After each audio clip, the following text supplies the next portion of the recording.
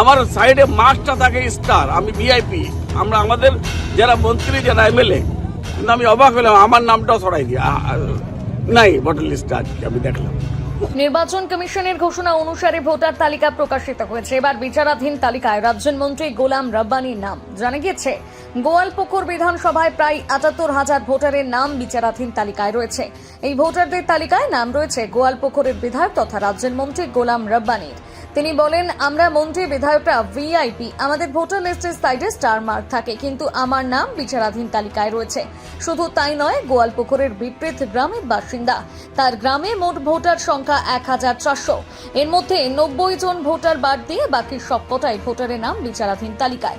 যদিও বিষয়টি কোর্টের জজরা দেখছেন এবং সঠিক কাজ হবে বলে তিনি আশাবাদী। আমার নাম তো উড়ে দিয়েছে ভোটার লিস্ট থেকে। আমার সাইডে মার্কটা থাকে স্টার, আমি ভিআইপি, আমরা আমাদের যারা মন্ত্রী যারা এমএলএ, তাদের সাইডে গভর্নর জেনারেল, গভর্নর, অ্যাম্বাসেডর, তারপরে বড় ওদের পিছনে লেখা থাকে স্টার, কিন্তু আমি অবাক হলাম আমার নামটাও সরাই দিয়ে নাই ভোটার লিস্টে। আজকে আমি দেখলাম আমার গ্রামে ১৪০০ ভোটার, শুধু ৯০টা ভোটারকে তোলা হয়েছে, বাকি সব ভোটার গায়েব আছে।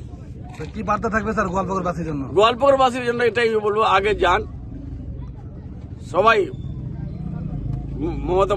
আমাদের মুখ্যমন্ত্রী মমতা বন্দ্যোপাধ্যায় বিশ্বাস করবে, নাম্বার 1 ভরসা রাখবে, উপরওয়ালা আল্লাহ ভগবানের ভরসা রাখবে, চিফ জাস্টিস অফ ইন্ডিয়ার উপর ভরসা আমাদের।